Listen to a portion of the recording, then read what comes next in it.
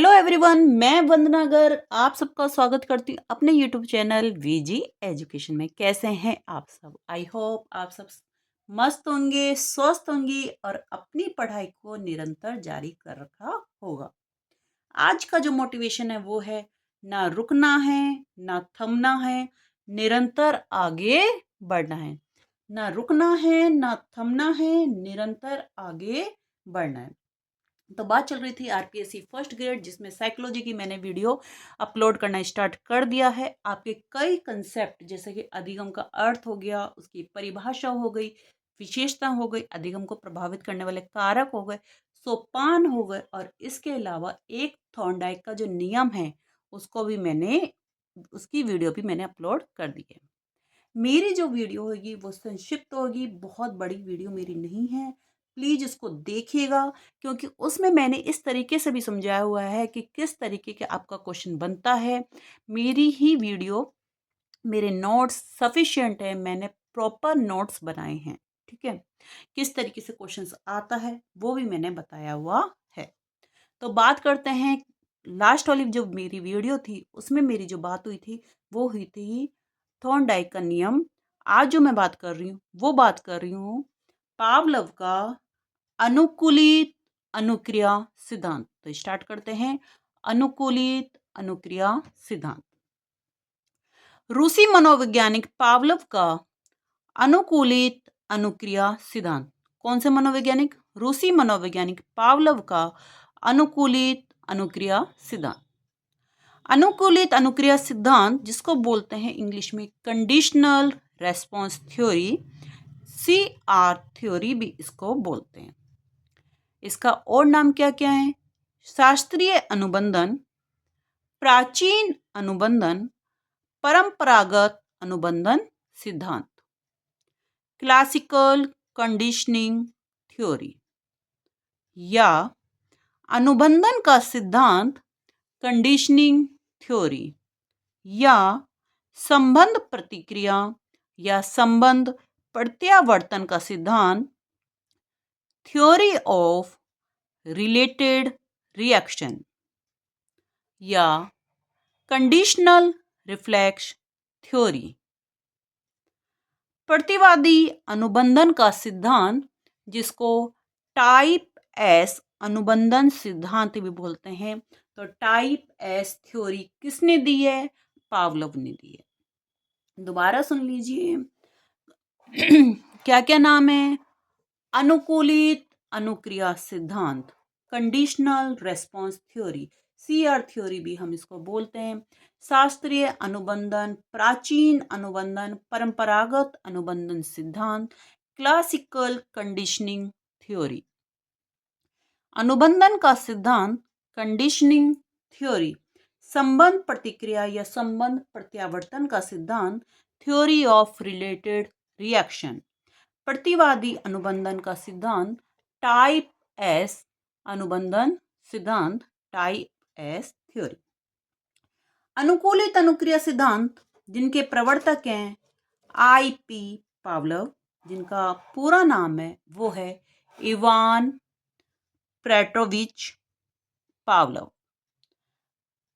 अनुकूलित अनुक्रिया सिद्धांत, जिसके प्रवर्तक हैं IP पावलव,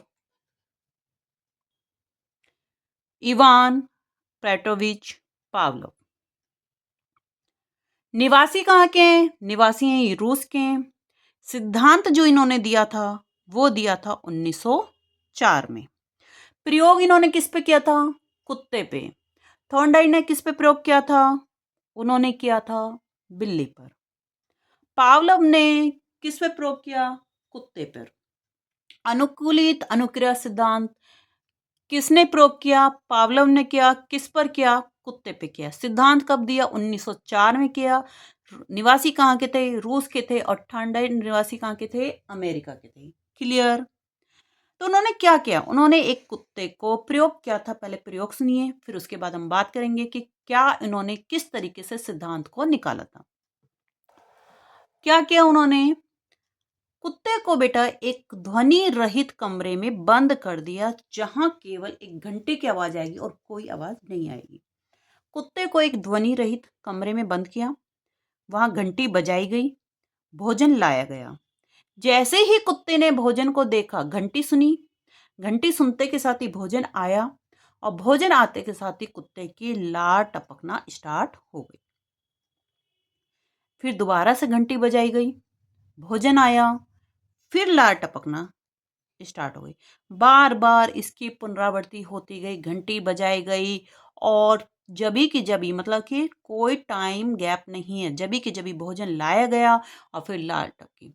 घंटी बजी, भोजन आया, लार टपकी, घंटी बजी, भोजन आया, लार टपी टपकी। तो इस बार बार पुनरावृत्ति में अंत में क्या हुआ, घंटी और भोजन के बीच में एक अनुबंधन हो गया कि उसे पता चल गया कि घंटी बजेगी, बजते ही क्या आएगा, भोजन आएगा और उसका क्या क्रिया हो रही थी, लार टपक रही थी।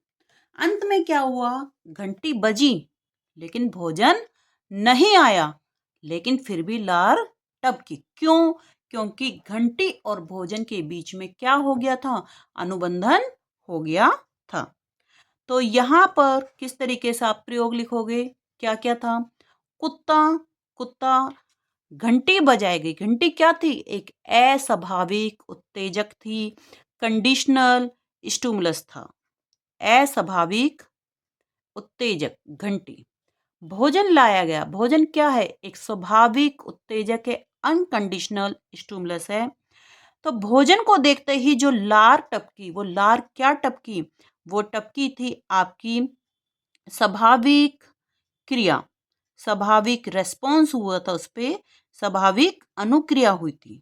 ठीक है, लार जो टपकी थी वो क्या हुआ था, वहां पर स्वाभाविक अनुक्रिया हुई थी। तो समझिए बात को, घंटी बची, एक अस्वाभाविक उत्तेजक था, भोजन लाया गया, स्वाभाविक उत्तेजक, स्वाभाविक उद्दीपक था और उसको देखकर स्वाभाविक अनुक्रिया हुई, लार टपकी। बार बार जब ये क्रिया दोहराई गई तो घंटी और भोजन के बीच में क्या हो गया, अनुबंधन हो गया। तो अंत में क्या हुआ, जैसे ही कुत्ते के सामने घंटी बजाई गई तो क्या हुआ, अस्वाभाविक उद्दीपक को देखते ही क्या हुआ, लार टपकनी शुरू हो गई। अस्वाभाविक उद्दीपक को देख के लार टपकना शुरू हो गई। तो अब जो लार टपकी है वो क्या है, अस्वाभाविक अनुक्रिया, यानी कि कंडीशनल रेस्पॉन्स। समझ में आया, क्या समझ में आया कि भाई घंटी बजी, भोजन आया, लार टपकी, घंटी बजी, भोजन आया, लार टपकी, लेकिन लास्ट में घंटी और भोजन के बीच में अनुबंधन हो जाने पर उसको समझ में आ गया घंटी बजती भोजन आएगा। तो घंटी बजी लेकिन भोजन नहीं आया, लेकिन फिर भी क्या हुआ, लार टपकी। तो वो क्या हुआ, वहां पर अस्वाभाविक अनुक्रिया हुई, यानी कि कंडीशनल रेस्पॉन्स हुआ।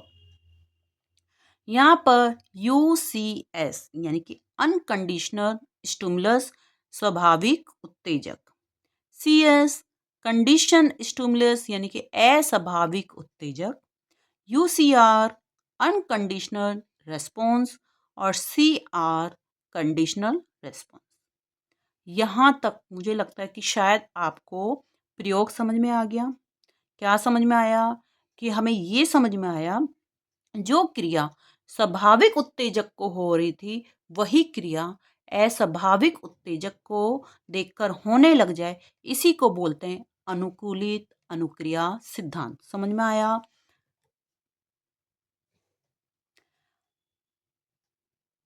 रूसी मनोवैज्ञानिक पावलोव का अनुकूलित अनुक्रिया सिद्धांत, इसने क्या कहा कि जो क्रिया यानी कि लार का गिरना पहले भोजन को देखकर हो रही थी, वही क्रिया घंटी की आवाज को सुनकर होने लगी। इसी को हम अनुकूलित अनुक्रिया सिद्धांत कहते हैं। इस प्रकार अस्वाभाविक उत्तेजक के प्रति स्वाभाविक उत्तेजक के समान होने वाली क्रिया को अनुकूलित अनुक्रिया सिद्धांत कहते हैं। कि आपकी जो क्रिया स्वाभाविक उत्तेजक भोजन को देखकर हो रही थी, वही क्रिया अस्वाभाविक उत्तेजक घंटे को देखकर होने लगी, तो उसी को हमने क्या बोला, उसी को हमने बोला अनुकूलित अनुक्रिया सिद्धांत।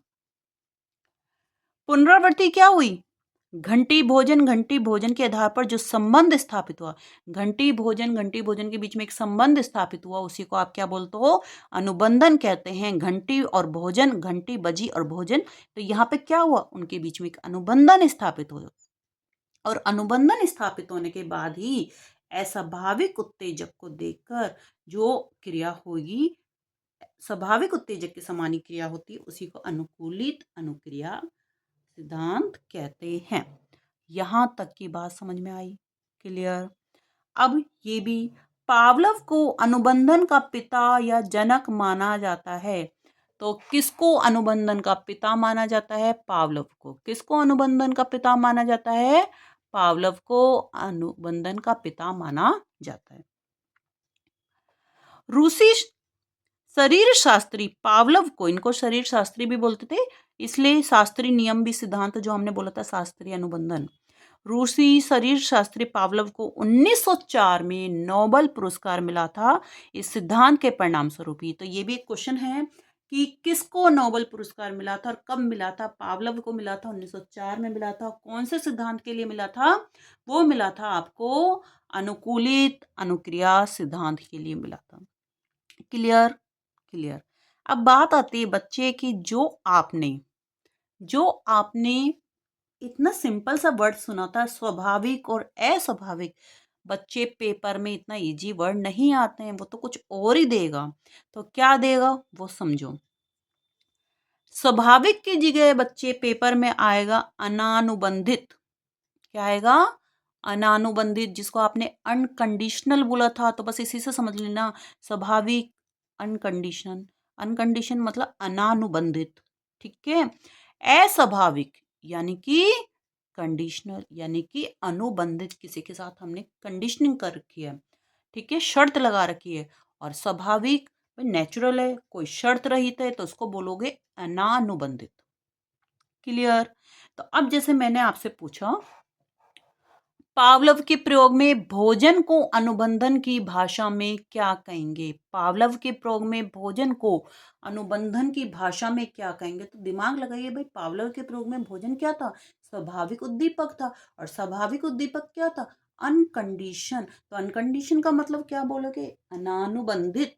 अनानुबंधित उद्दीपक, अनानुबंधित उद्दीपक। क्लियर? पावलव के प्रयोग में घंटी को अनुबंधन की भाषा में क्या कहेंगे? घंटी को अनुबंधन की भाषा में क्या बोलोगे? घंटी, घंटी क्या थी?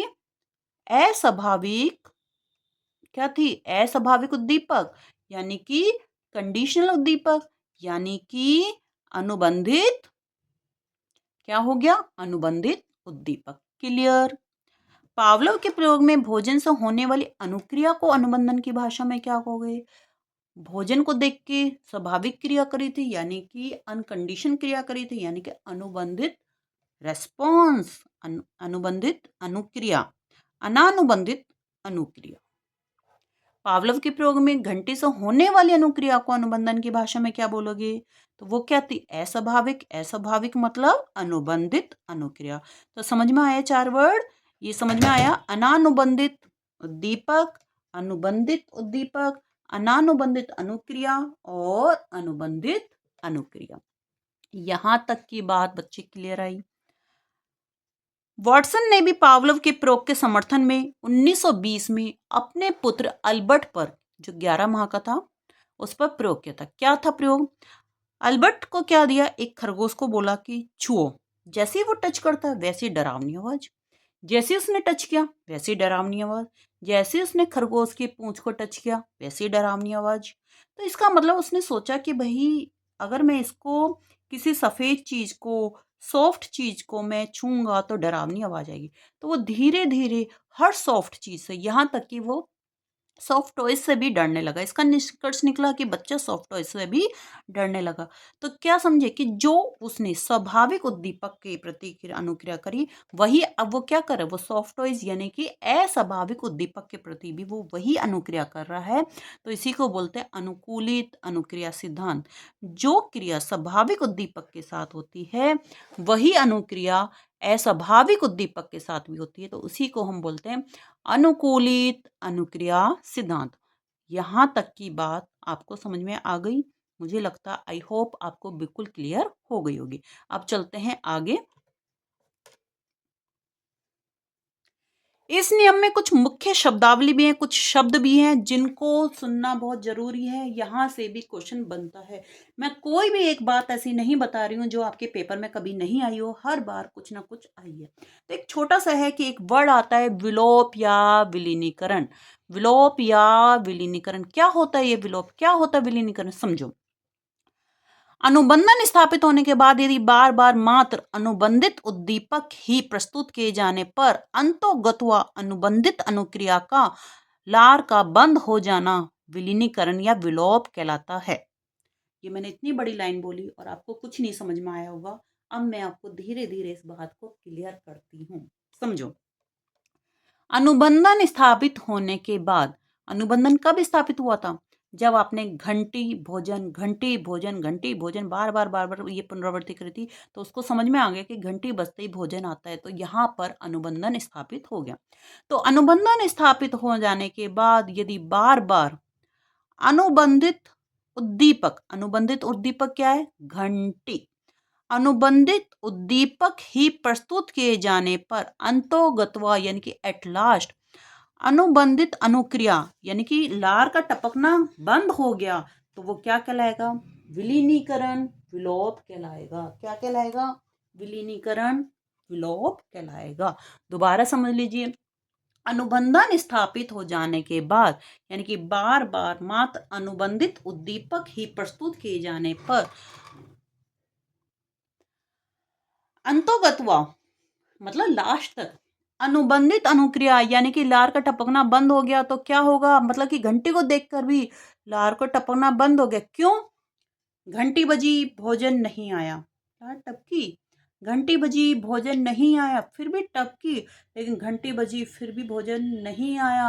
टपकी, थोड़ी कम टपकी, धीरे धीरे धीरे धीरे। भैया घंटी बजती है लेकिन भोजन नहीं आ रहा, तो वो धीरे धीरे विलुप्त हो गई। तो इसी को क्या बोलते हैं? विलीनीकरण। दूसरा जो मुख्य शब्दावली है वो है उद्दीपक सामान्यीकरण यानी कि स्टिमुलस जर्नलाइजेशन। क्या है उद्दीपक सामान्यीकरण? बालक मिलती जुलती परिस्थितियों के प्रति वैसा ही व्यवहार करता है जैसा वो पूर्व में कर चुका है। जैसे कि उसने क्या किया? घंटी बजी भोजन आया, घंटी बजी भोजन आया। ठीक है, तो उसने कहा घंटी बजते ही भोजन आएगा, मुझे लार टपकानी है, चाहे कि भोजन नहीं आया। ऐसे ही वॉटसन के प्रयोग में भी आपने क्या देखा कि भाई वो खरगोश को हाथ लगाता है, तेज डरावनी आवाज, खरगोश को आवाज हाथ लगाया, तेज डरावनी आवाज, तो उसको पता चल गया भाई मैं किसी भी सफेद रंग की सॉफ्ट चीजों को अगर छूंगा तो भी मुझे डरावनी आवाज आएगी। तो सेम प्रतिक्रिया वो करने लग गया दूसरी चीज के प्रति भी। तो इसी को क्या करते हैं कि बालक मिलती जुलती परिस्थितियों के प्रति वैसा ही व्यवहार करता है जैसा वो पूर्व में कर चुका है, अर्थात मूल उद्दीपक से मिलते जुलते अन्य उद्दीपकों के प्रति भी इसी प्रकार की अनुक्रिया को होना। आपके पास क्वेश्चन बनता है मूल उद्दीपक से मिलते जुलते अन्य उद्दीपकों के प्रति भी इसी प्रकार की अनुक्रिया का होना क्या कहलाता है? उद्दीपक सामान्यीकरण कहलाता है। एक बालक को लाल गुलाब का कांटा चुभने पर चोट पहुंची। अब वह किसी भी लाल वस्तु या लाल वस्त्र से डरने लगा, तो इसको क्या बोलोगे? उद्दीपक सामान्यीकरण। एक बालक को लाल गुलाब का कांटा चुभने पर चोट पहुंची। अब वह किसी भी लाल वस्तु या लाल वस्त्र से डरने लगा, तो इसी को हम क्या बोलेंगे? उद्दीपक सामान्यीकरण। पावलव ने घंटे की आवाज के स्थान पर सीटी बजाई, कुत्ते ने सीटी की आवाज पर भी वही अनुक्रिया की जो वह घंटे की आवाज पर कर रहा था। बिल्कुल जी। वॉटसन के बेटे अल्बर्ट ने अपने प्रयोग द्वारा यह निष्कर्ष निकाला कि बालक अल्बर्ट अब खरगोश से तो डरने लगा था, अब वह सारी रोएदार चीजों से भी डरने लगा था। जैसे कि हम काले कुत्ते से डरते हैं, तो काली बिल्ली, काला कोट, बच्चा हर चीज से डरने लग जाता है। तो इसी को क्या बोलते हैं? उद्दीपक सामान्यीकरण। अब बात करते हैं उद्दीपक का उद्दीपक या उत्तेजक विभेदीकरण, स्टिमुलस डिफरेंशिएशन। अब ये क्या होता है समझिए। कुत्ते को घंटे की आवाज पर पुनर्बलन दिया गया यानी कि भोजन दिया गया, लेकिन सीटी की आवाज पर नहीं। यानी कि एक सीटी की आवाज भी आ रही है और एक घंटे की आवाज भी आ रही है। घंटे की आवाज बजी, भोजन आया। सीटी की आवाज हुई, भोजन नहीं आया। घंटे की आवाज बजी, भोजन आया। सीटी की आवाज हुई, भोजन नहीं आया। तो उसको समझ में आ गया कि ऐसी आवाज पे जो घंटी की आवाज है उस पर भोजन आता है, लेकिन सीटी की आवाज जो होती है उस पर भोजन नहीं आता है। तो कुत्ता क्या है कि जबकि वह घंटे और सीटी दोनों की आवाज़ पर लार टपका रहा था, लेकिन धीरे-धीरे उसको समझ में आया कि भई मुझे घंटे की आवाज़ पे ही भोजन मिल रहा है, सीटी की आवाज़ पे नहीं। तो अब वो क्या करता है, दोनों दीपकों के बीच में उसने डिफरेंशिएशन करना सीख गया। बीच में विभेदीकरण सीख गया। अब वो घंटे की आवाज़ पे ही लार टपका रहा है, यानी कि क्रिया कर रहा है, और सीटी की आवाज़ पे नहीं। तो इसका मतलब विभेदीकरण क्या है? जो सामान्यीकरण की एक पूरक प्रक्रिया है का व्यवस्थापन में विशेष अनुक्रिया करना। विभेदीकरण का आशय क्या है कि जो सामान्यीकरण की एक पूरक प्रक्रिया का व्यवस्थापन में विशेष अनुक्रिया करना ही क्या कहलाता है? विभेदीकरण। फोर्थ है आपका समय कारक सन्निहितता का सिद्धांत, यानी कि टाइम ऑफ फैक्टर, यानी कि लॉ ऑफ कंटिन्यूटी। ये क्या है? ये है कि भाई दोनों दीपकों के बीच में टाइम अंतराल ज़्यादा नहीं होना चाहिए। जो गैप है वो ज़्यादा नहीं होना चाहिए। आपने घंटी बजाई, शांति से बैठ गए, लिया ना भैया आधे घंटे में भोजन, तो क्या लार टपकेगी? नहीं। अनुक्रिया होगी? नहीं। घंटी बजी, घंटी बजते के साथ ही आपको भोजन लाना है, और भोजन को देख के ही लार। घंटी भोजन लार, घंटी भोजन लार, घंटी आते के साथ बजते के साथ यदि भोजन आया तभी लार टपकेगी। बीच में यदि आपने बहुत ज़्यादा टाइम दे दिया तो उसके बीच में कोई अनुक्रिया नहीं होगी। तो दोनों दीपकों के बीच में घंटी भोजन यानी कि अनुबंधन स्थापित होने के लिए 5 सेकंड का अधिकतम टाइम होना चाहिए, इससे ज़्यादा का अंतराल नहीं होना चाहिए, अन्यथा अनुबंधन स्थापित होने में बाधा उत्पन्न होगी। तो ये भी एक क्वेश्चन बनता है कि दोनों दीपकों के बीच में कितना टाइम होना चाहिए? दोनों दीपकों के बीच में 5 सेकंड से ज़्यादा का टाइम नहीं होना चाहिए। क्लियर? यहाँ तक की बात आपको क्लियर हो गई। मुख्य शब्दावली जिसमें हमने बात करी है, विलोप यानी कि विलीनीकरण, उद्दीपक सामान्यीकरण, उद्दीपक या उत्तेजक विभेदीकरण, और समय कारक। क्लियर? इस वीडियो में इतना ही।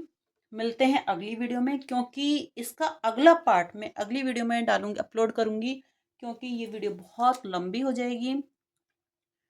आपको मेरी वीडियो कैसी लग रही है मुझे ज़रूर बताइएगा। आपके एक कमेंट करने से, आपके एक सब्सक्राइब करने से मुझे बहुत मोटिवेशन मिलता है। तो प्लीज़ चैनल को सब्सक्राइब करना ना भूलिएगा, दोस्तों के साथ शेयर कीजिएगा, और वीडियो को लाइक कीजिएगा। तब तक के लिए bye bye, take care, have a nice day, और अपनी तैयारी को निरंतर जारी रखिए।